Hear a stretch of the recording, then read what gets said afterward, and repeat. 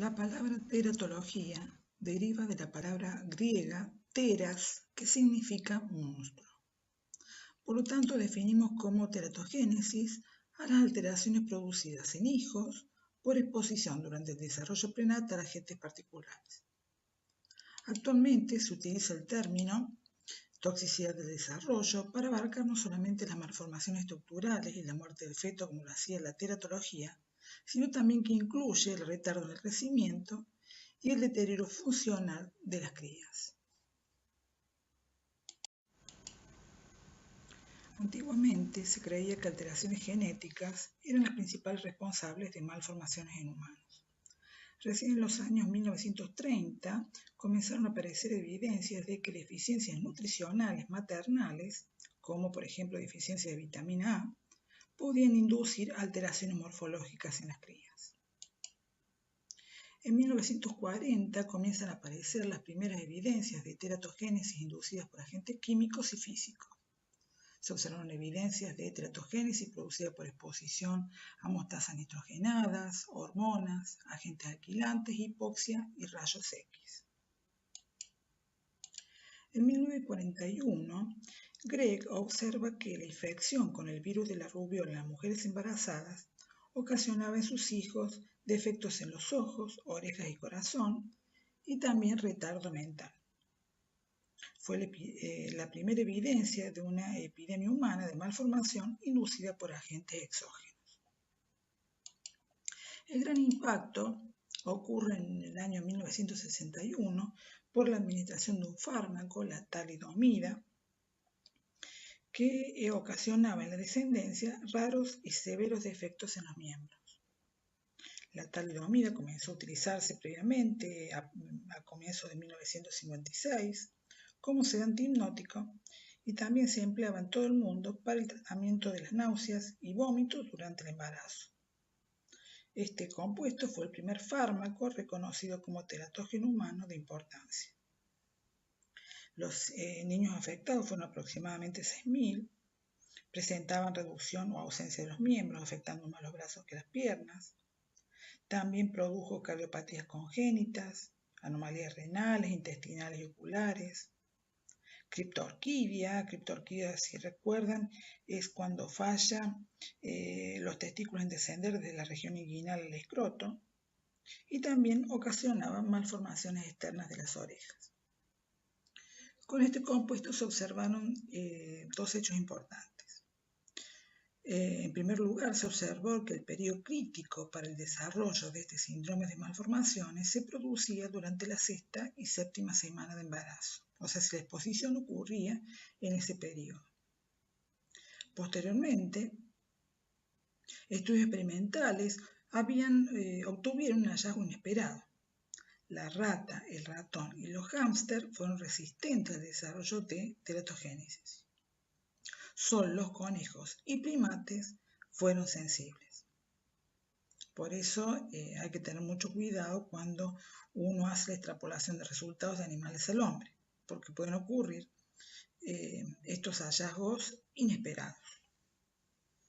En 1998, la FDA de Estados Unidos aprobó el uso de talidomida para el tratamiento de nódulos eritematosos en la piel en pacientes con lepra, debido a las propiedades antiinflamatorias e inmunosupresoras de la talidomida.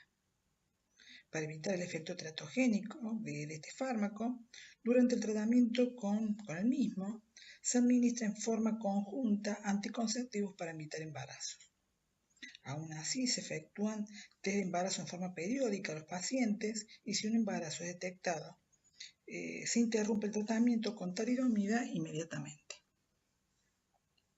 En Brasil se lo comenzó a usar con este fin, la talidomida, y como los controles no eran tan estrictos, aparecieron algunos casos de teratogénesis producida por este fármaco. En cuanto a la distribución y biotransformación de sustancias químicas durante la preñez, esto está modificado por los cambios fisiológicos que ocurren en la madre durante el embarazo. Se ha observado que la absorción estaría facilitada de los compuestos porque el llenado gástrico y el transporte intestinal está retardado, llevando a una absorción más completa.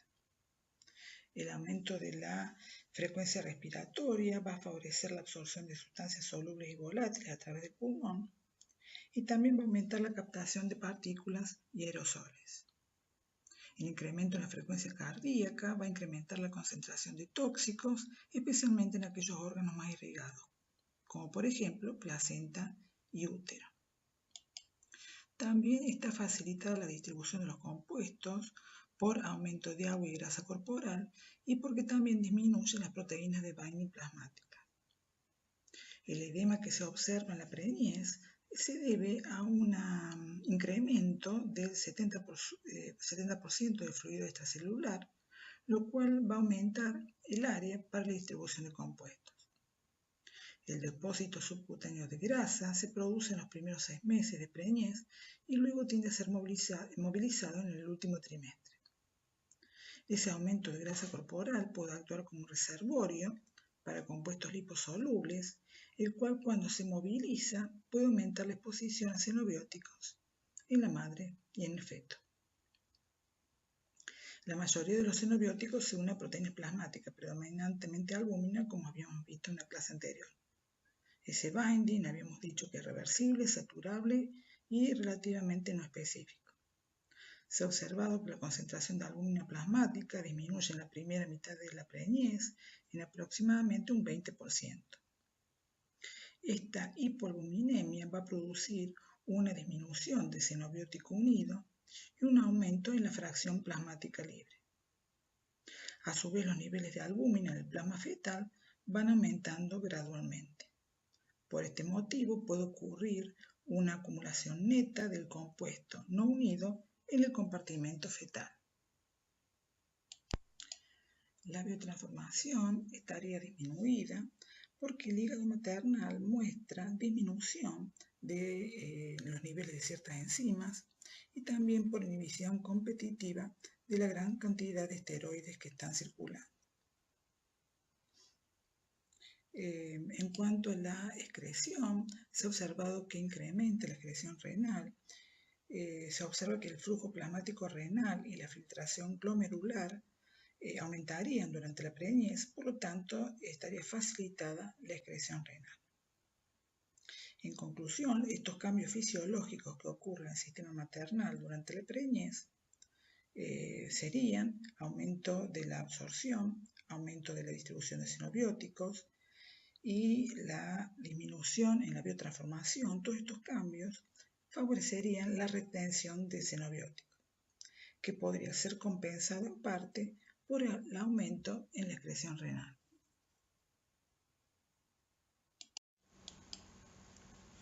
La transferencia de sustancias entre el compartimento maternal y fetal va a depender de 3 factores principales: del tipo de placenta, de las propiedades físico-químicas del compuesto y de la biotransformación que ocurre en placenta. En cuanto al tipo de placenta, se ha observado que el espesor y número de placas de la misma pueden incidir en el transporte. Sin embargo, el flujo sanguíneo placental constituye el mayor factor limitante en la transferencia placental de compuestos liposolubles. El flujo sanguíneo placental aumenta progresivamente durante la preñez en forma proporcional al tamaño fetal. Como el movimiento de xenobióticos desde la circulación maternal a la fetal ocurre por difusión simple, el transporte de xenobióticos va a estar influenciado por las propiedades físico-químicas del compuesto. De esta forma va a estar influenciado por la liposolubilidad del compuesto, su carga iónica, su unión a proteínas, peso molecular y configuración estructural. El pasaje placental va a ocurrir con aquellos compuestos que son liposolubles, que no están ionizados a pH fisiológico, de los compuestos no unidos a proteínas, o sea, de los compuestos libres. Y en cuanto al peso molecular, se ha observado que los xenobióticos con un peso molecular menor a 500 pueden atravesar placenta, mientras que aquellos con un peso molecular mayor a 1000 no la pueden atravesar. En el siguiente esquema vemos diferentes posibilidades en la distribución y acumulación de un xenobiótico entre los compartimentos maternal y fetal dependiendo de la liposolubilidad del compuesto. En el panel A, el compuesto de origen es liposoluble y por lo tanto va a atravesar la placenta sin dificultad y se va a dirigir al compartimento fetal. Si en la madre se forman metabolitos polares, estos no van a poder atravesar la placenta y van a ser excretados desde el compartimento maternal. Otra posibilidad, en el panel B, es que los metabolitos no polares sean formados en la madre y junto con el compuesto de origen pueden atravesar la placenta.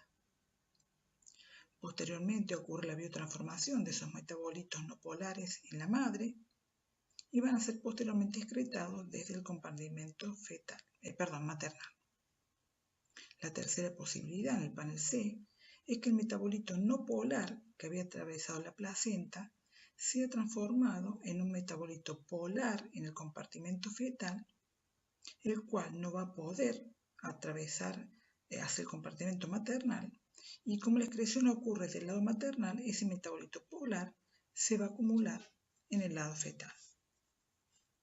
La cuarta posibilidad es que el compartimento de origen sea polar, por lo tanto no atraviesa placenta y va a ser excretado sin cambios desde el compartimento maternal.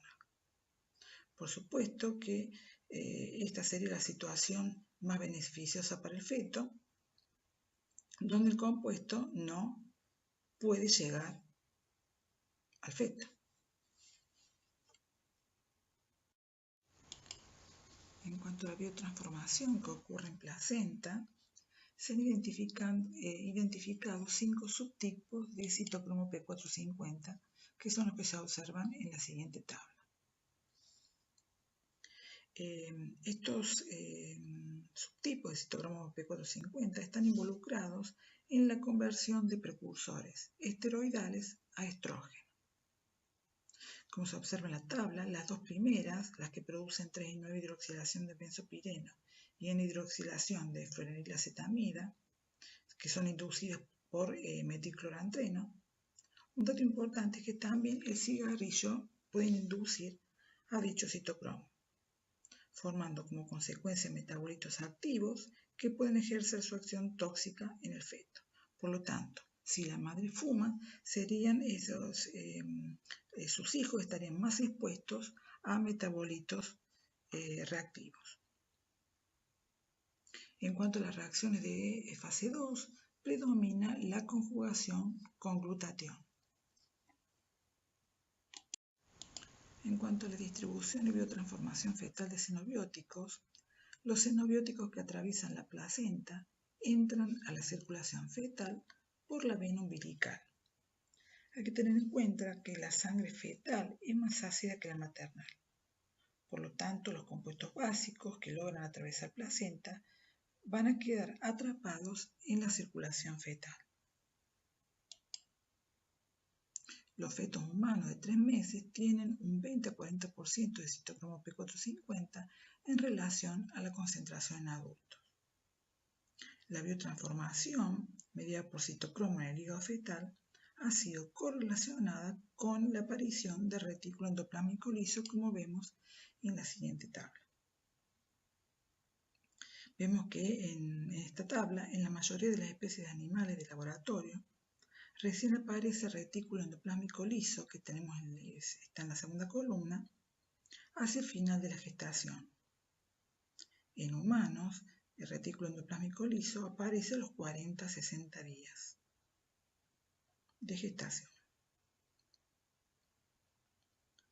En humanos también se observa que la actividad enzimática comienza a aparecer hacia el final del periodo de organogénesis. Lo tenemos en la primera columna, vemos que la organogénesis en humano va del día 21 al 56. Recuerden este dato porque vamos a volver sobre el final de la clase. La organogénesis, que es el periodo donde se van formando los distintos órganos, comienza en forma muy temprana, en el día 21. Esto hace que el embrión humano va a ser más susceptible a las alteraciones producidas por sustancias metabolizadas a intermediarios reactivos. En cambio, los embriones de animales de laboratorio serían menos susceptibles debido a la ausencia de actividad enzimática durante la organogénesis. En la penúltima columna vemos que se representa el porcentaje de citocromo P450 en relación a la concentración de adultos.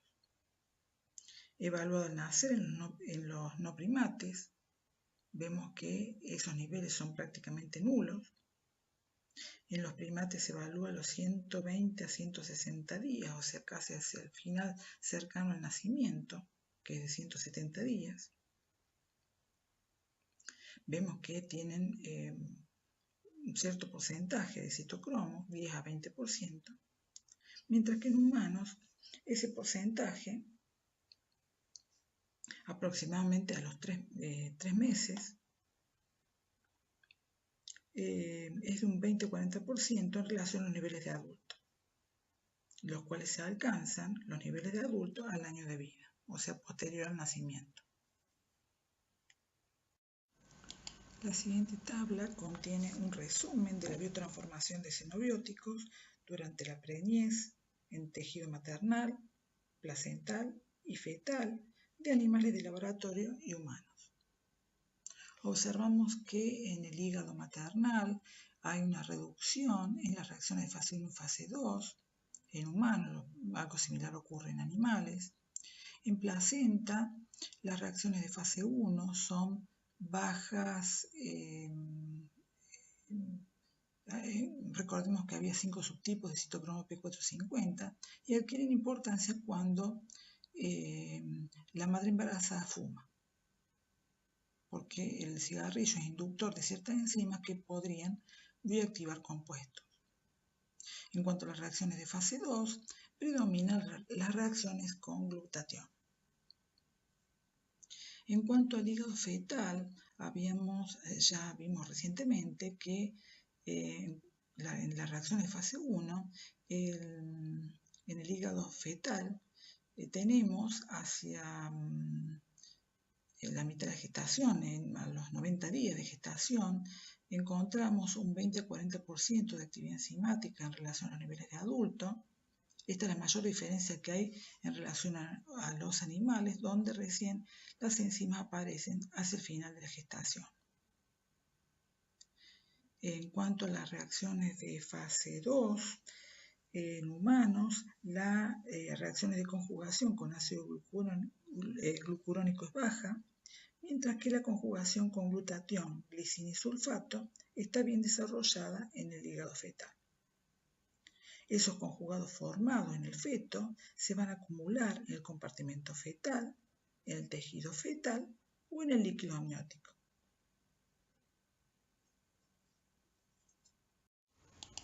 Ahora vamos a ver los factores que determinan la inducción de teratogénesis. Uno de los principales es el tiempo de exposición, donde se observa que los efectos producidos van a depender del estado de desarrollo prenatal en el cual se encuentra.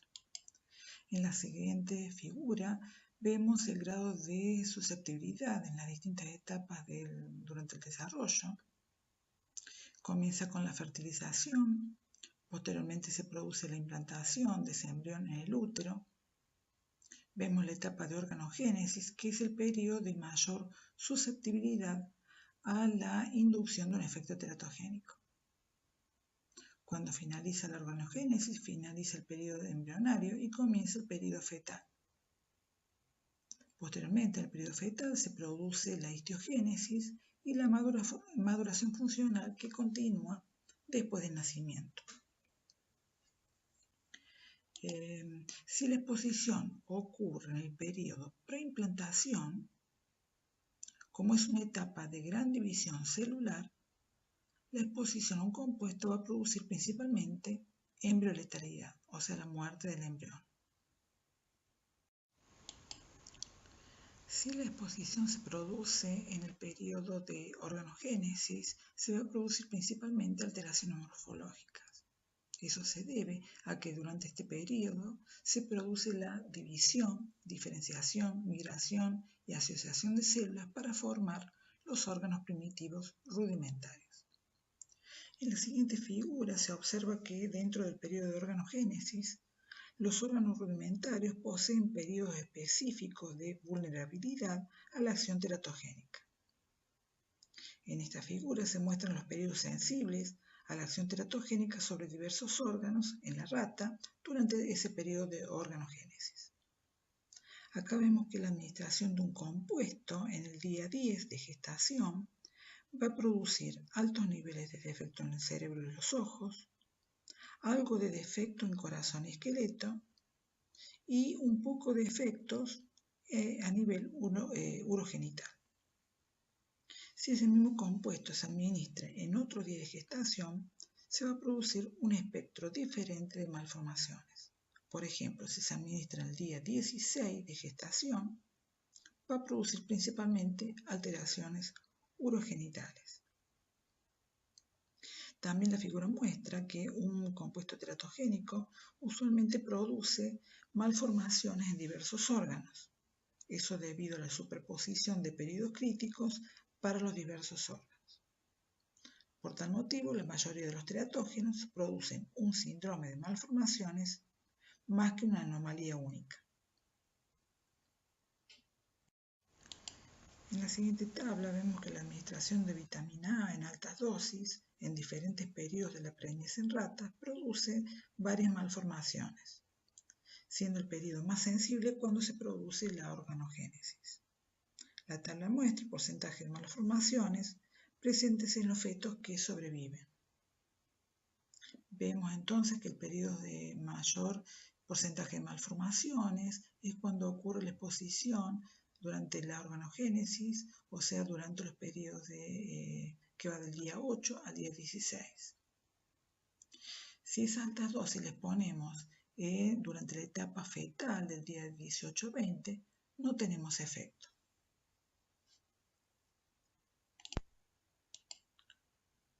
Durante la etapa fetal y neonatal se produce la histiogenesis, la maduración funcional y el crecimiento. En cuanto a la maduración funcional, en algunos órganos se ha observado que continúa su desarrollo en el periodo postnatal, como en el caso del sistema nervioso central, sistema inmune endocrino y la capacidad para biotransformar compuestos.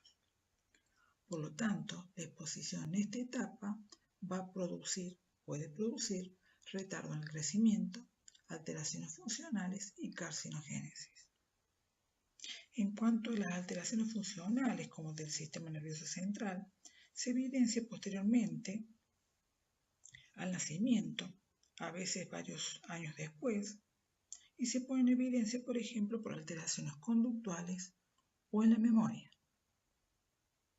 En cuanto a susceptibilidad al efecto carcinogénico, esto se debería al alto nivel de replicación celular y al desarrollo de las enzimas de biotransformación de xenobióticos en ese periodo, porque muchas sustancias químicas requieren bioactivarse para poder ejercer el efecto tóxico.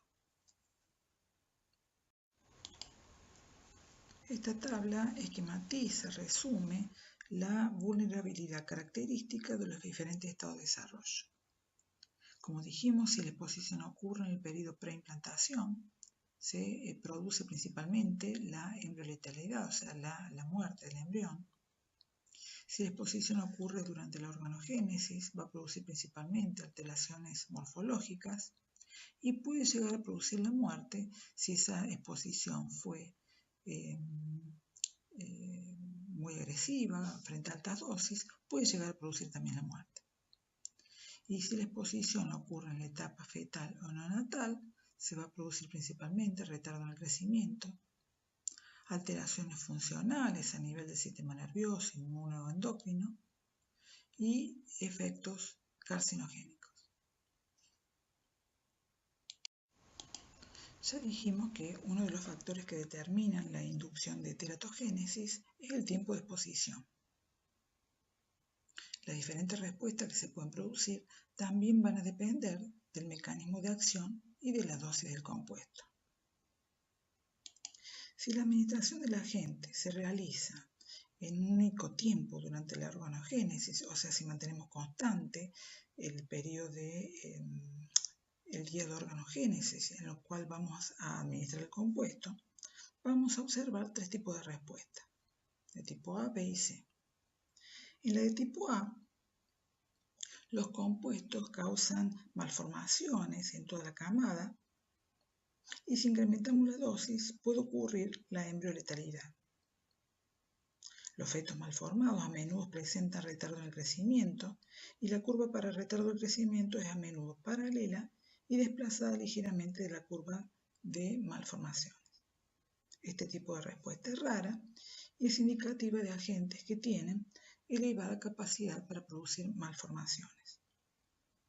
El tipo más común de respuesta es la B, donde la administración del compuesto teratogénico va a producir gran variabilidad de respuesta. Si aplicamos el compuesto en un día determinado de la organogénesis, la madre recibe ese compuesto y las crías de esa madre van a presentar gran variabilidad de respuestas. Algunas van a nacer muertas, otras van a presentar retardo en el crecimiento, otras van a presentar malformaciones y otras van a nacer normales. Como las diferentes respuestas se observan en las crías de la misma madre, sugieren que el genotipo de los fetos puede jugar un rol importante en determinar su susceptibilidad o resistencia al compuesto teratogénico. El tipo de respuesta C no produce, ese tipo de compuestos no produce malformaciones. La curva de letalidad es muy empinada, esto implica que existir un umbral para la sobrevivencia del embrión. Y la curva de retardo en crecimiento precede a la letalidad. Los agentes que producen este tipo de respuesta van a ser embrioletales, embriotóxicos o embrioletales, pero no van a producir malformaciones. Algunos sugieren que existiría un umbral seguro para la exposición a agentes teratogénicos. O sea, niveles por debajo de dicho umbral no producirían teratogénesis, embrioletalidad o retardo en el crecimiento. Esto surgió después de los resultados obtenidos en un estudio de teratogénesis producido por el 5-fluoruracilo, que es un antineoplásico. Este compuesto inhibe una enzima, timidilato sintetasa, interfiriendo de ese modo en la síntesis de DNA y en la proliferación celular. En la figura se observa que con una dosis de 20 mg/kg de 5-fluoruracilo se logra una inhibición del 50% de la actividad enzimática, pero no se observan anomalías en el feto y solo una pequeña reducción en el peso fetal. Superando esa dosis umbral de 20, sí se observa un incremento significativo en las anomalías que presentan las crías. Previamente dijimos que los compuestos teratogénicos pueden provocar distintos tipos de respuesta, A, B o C, dependiendo del mecanismo de acción de dichos compuestos. Se ha visto que los teratógenos que son citotóxicos producen respuesta de tipo B. Compuestos tales como agentes alquilantes o agentes antineoplásicos son compuestos citotóxicos y producen respuesta de tipo B, donde veíamos gran variabilidad de efectos como consecuencia de la exposición a este tipo de compuestos. En la siguiente tabla vemos que, como ejemplo, en un experimento que se hizo con metilnitronitroso-guanidina, que es un agente alquilante, en esta tabla se muestra el porcentaje de letalidad, el peso corporal y el porcentaje de malformaciones en los miembros que ocasiona este agente alquilante con distintas dosis.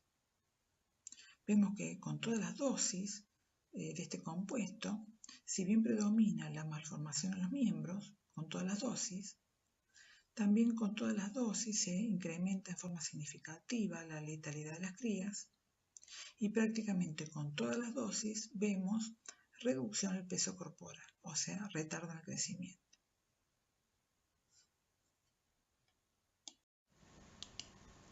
Los teratógenos que afectan eventos específicos, o sea, los que actúan con mecanismos de acción altamente específicos, producen el tipo de respuesta A, donde observamos que producen malformaciones sin producir letalidad. Letalidad la van a producir recién con dosis muy elevadas de dichos compuestos.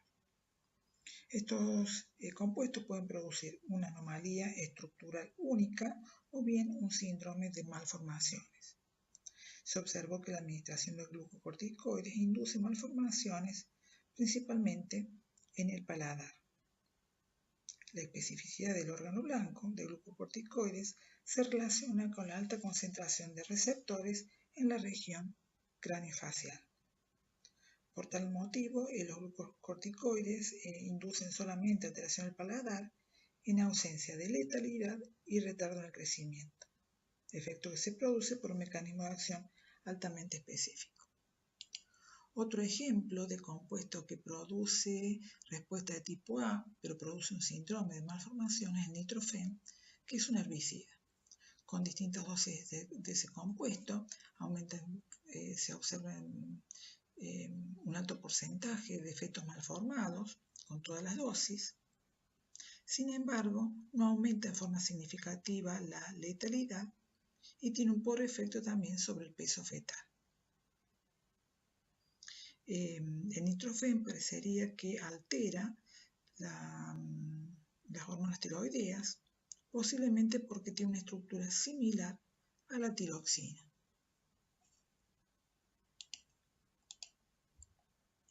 Los teratógenos que afectan eventos no específicos producen respuesta de tipo C, o sea, producen retardo en el crecimiento y letalidad sin producir malformaciones.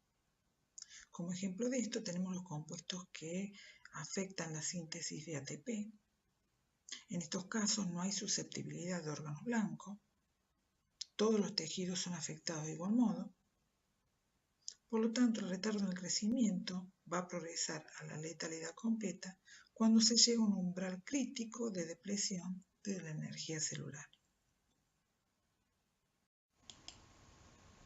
Algunos compuestos también pueden producir efectos teratogénicos si producen alteraciones en la madre o en la placenta, o sea, por un efecto indirecto. O sea, la exposición a un tóxico, si ese compuesto tóxico o metabolito logra atravesar placenta, va a producir un efecto tóxico directo sobre el desarrollo, afectando el desarrollo normal de ese feto. Si el compuesto no logra atravesar placenta, también puede producir un efecto tóxico indirecto porque produce algún daño a nivel de la placenta o bien porque produce algún efecto, alguna alteración en la madre. Por ejemplo, si el compuesto produce anemia, algún trastorno endocrino, una carencia nutricional, produce alteración del flujo sanguíneo uterino, cualquiera de esas alteraciones que produzca en la madre va a producir un efecto tóxico indirecto sobre el desarrollo de su hijo. Existen ciertos factores de susceptibilidad en la madre que hacen que pueda incrementar la acción tóxica de los compuestos. Por ejemplo, el genotipo.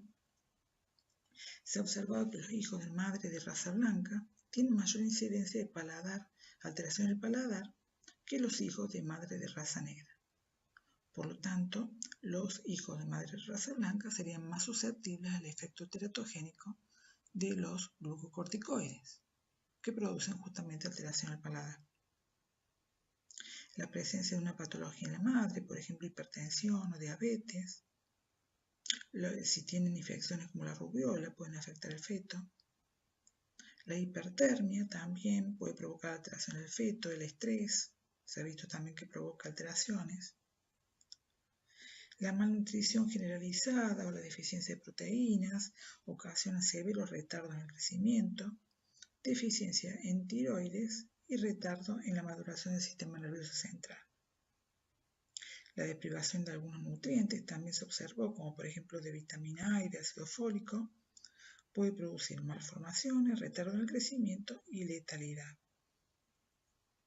También la exposición a otros compuestos también puede hacer incrementar el efecto tóxico y teratogénico de determinados compuestos.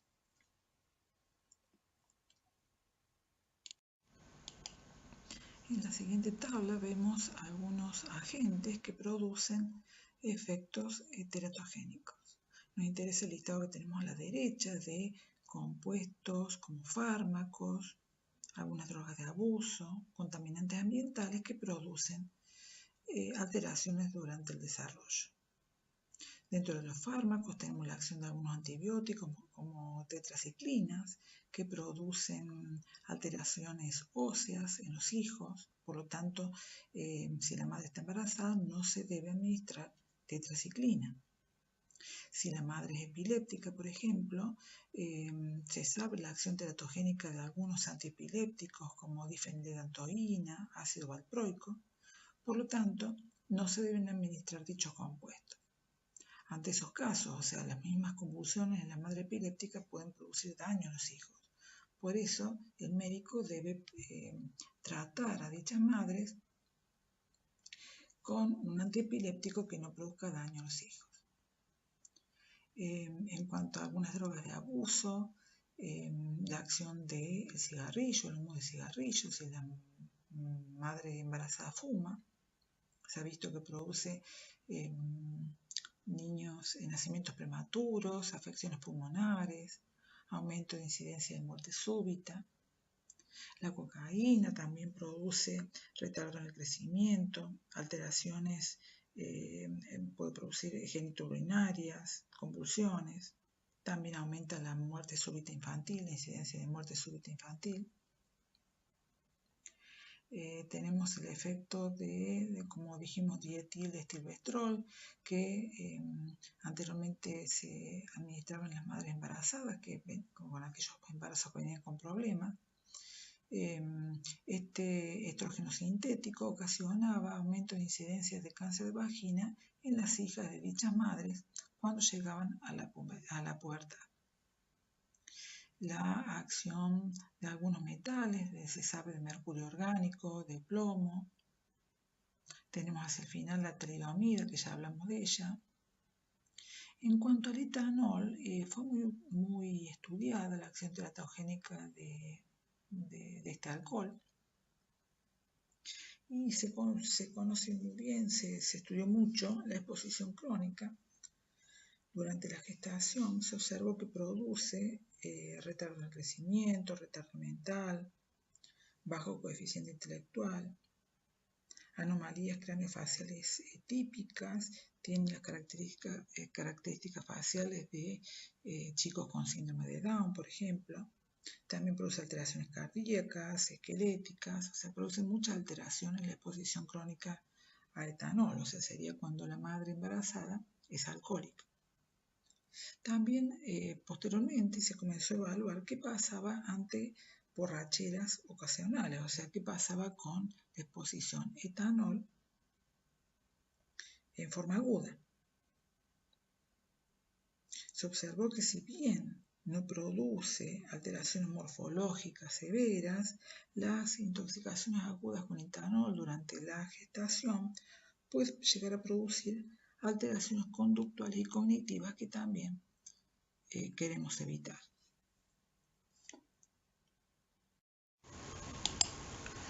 Ahora vamos a ver los modelos animales que se desarrollaron para evaluar la capacidad de los compuestos para producir un efecto teratogénico.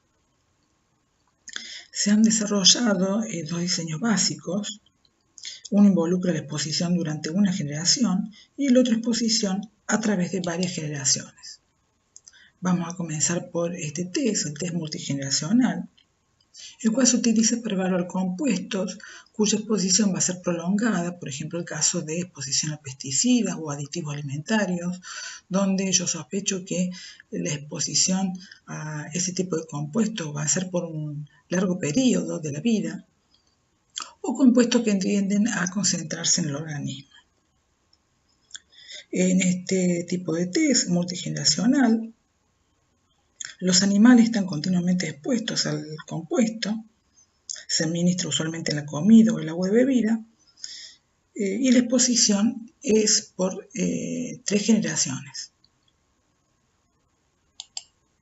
Acá tenemos un esquema de cómo se realiza este test multigeneracional.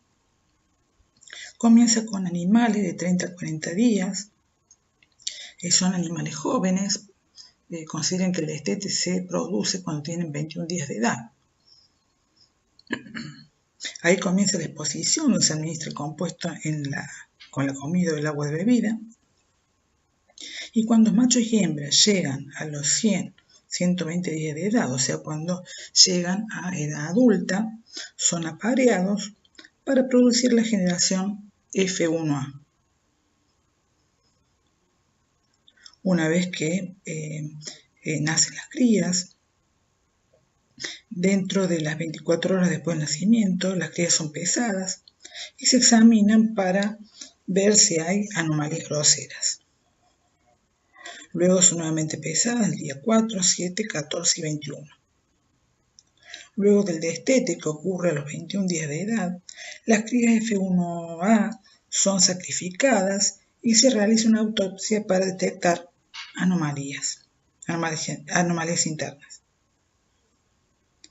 Después de 1 a 2 semanas del destete de las crías F1A, se realiza un segundo apareamiento de los animales paternos, o sea, se utilizan los mismos padres, y se obtienen las crías F1B, la camada F1B. En dicha camada se realizan las mismas observaciones, excepto que acá se separa un número suficiente de animales que van a ser seleccionados como padres de la segunda generación F2. El resto de las crías F1B se realiza la autopsia de las mismas. Las crías F2A y F2B son generadas de igual forma que las F1 y se realizan las mismas observaciones desde el nacimiento hasta el destete. La generación F3 es producida de padres seleccionados de la camada F2B. Se realizan los mismos estudios ya descritos en la camada F3A, y en la camada F3B es el grupo que se reserva para realizar los exámenes histopatológicos. En las autopsias se observan y pesan los órganos. También se realiza la necropsia y estudios histopatológicos a los padres, con gran atención a los órganos reproductivos. Todas las dosis se expresan en miligramos por kilo por día, por lo cual se requiere la medición de la ingesta de comida o de agua, dependiendo a dónde se agregue el compuesto. Para este tipo de estudios, los roedores son los más usados porque permiten realizar este estudio de 3 generaciones en 20 meses. Las ratas y ratones son las especies de elección debido al corto periodo de gestación. El periodo de gestación de los mismos es de 22 días. Debido al gran número de crías por hembra preñada, de esa forma cada hembra otorga múltiples resultados experimentales. En promedio, cada hembra preñada tiene una cantidad de aproximadamente 10 crías. También debido al fácil manipuleo y al bajo costo en relación al uso de otros animales. Vamos a calcular los siguientes índices. En realidad estos índices no son inherentes solamente a estos estudios multigeneracionales, sino que también se calculan siempre que se mantengan las crías con las madres hasta el destete. Son índices básicos que se deben calcular. El primero de ellos es el índice de fertilidad, que es el porcentaje de apareamientos que resultan en preñez. El índice de gestación es el porcentaje de fetos nacidos vivos en relación al número total de crías. Relación de sexo, el porcentaje de cada sexo, o sea, el porcentaje de machos y el porcentaje de hembras. Índice de viabilidad, el porcentaje de crías vivas a los 4 días en relación al número de crías nacidas vivas. El índice de destete es el porcentaje de crías vivas que permanecen hasta el día 21, que es el día de destete, en relación a las crías vivas a los 4 días.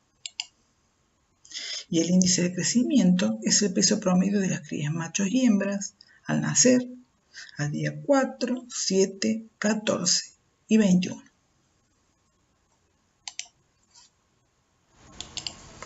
En cuanto al test unigeneracional, la exposición ocurre en una generación de animales y se utilizan para evaluar compuestos cuya exposición va a ser por un periodo corto de tiempo, por ejemplo, cuando queremos evaluar la capacidad teratogénica de fármacos, o compuestos que tengan una vida media corta.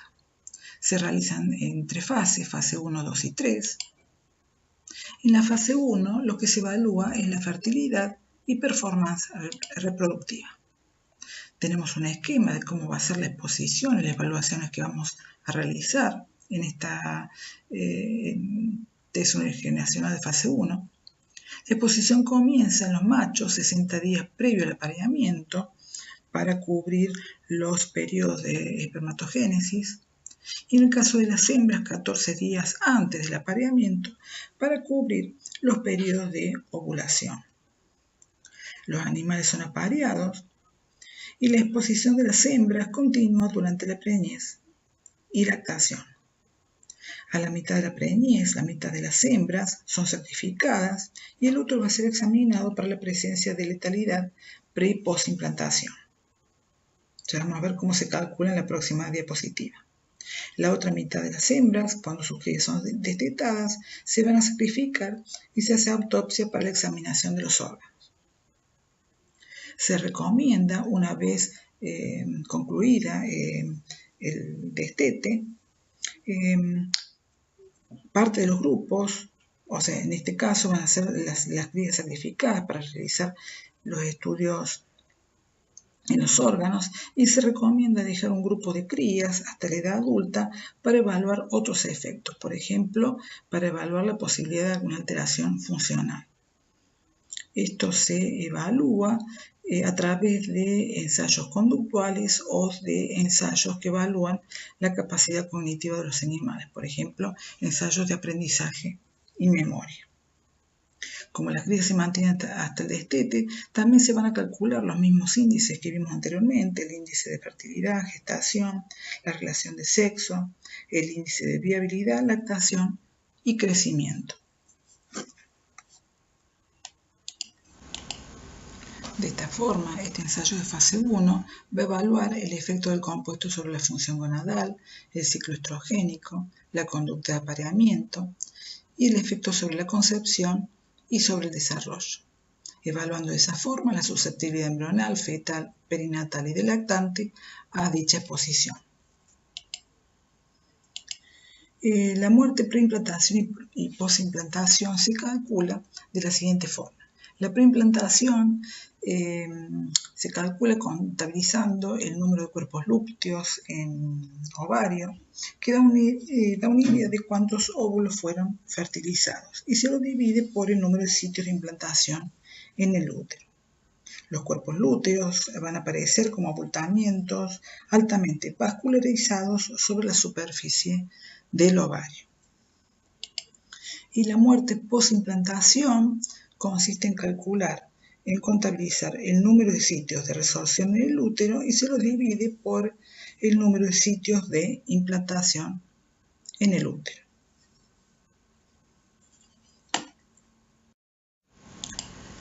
En la fase 2 vamos a evaluar la capacidad del compuesto para producir malformaciones. Como se observa en esta figura, las hembras preñadas son tratadas, son expuestas solamente durante el periodo de organogénesis, que es el periodo de mayor susceptibilidad para producir malformaciones. En la rata se produce del día 6 al 15 y en conejos, abajo tenemos la exposición que se realiza en conejos, la organogénesis va del día 6 al 18. Un día previo al nacimiento, las hembras son certificadas y los fetos son extraídos por histerectomía. Los fetos extraídos son pesados, se observa la presencia de anomalías en los órganos, también permite el recuento de sitios de resorción y la muerte de los fetos. Esto se hace así porque si dejamos nacer a las crías, lo que ocurre es que si nacen crías con malformaciones groseras o si nacen crías muertas, la madre se las come. Entonces, para evitar el canibalismo, se las sacrifica un día antes. Si la madre se come las crías, perdemos esos datos, perdemos la observación de los efectos de ese compuesto en la capacidad de producir malformaciones y también no podremos contabilizar los fetos que nacen muertos.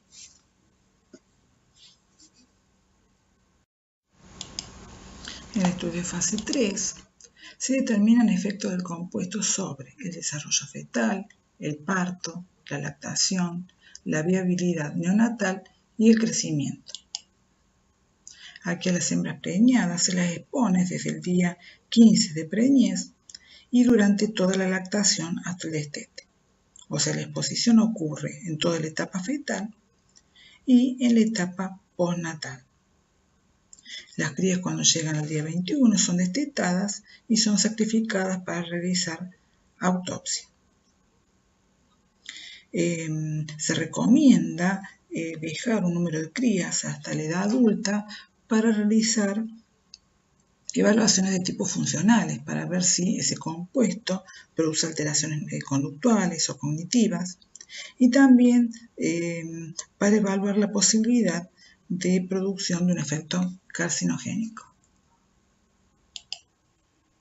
Como conclusión final de esta clase, considerando que el periodo de organogénesis comienza aproximadamente a los 20 días de embarazo, o sea, comienza en forma muy temprana, y es el periodo de mayor susceptibilidad a la acción teratogénica de los compuestos, se debe tener mucho cuidado en la administración de drogas en mujeres que tengan la sospecha de haber quedado embarazadas. La utilización de drogas durante la preñez debe realizarse cuando es absolutamente necesario para el tratamiento de ciertas patologías.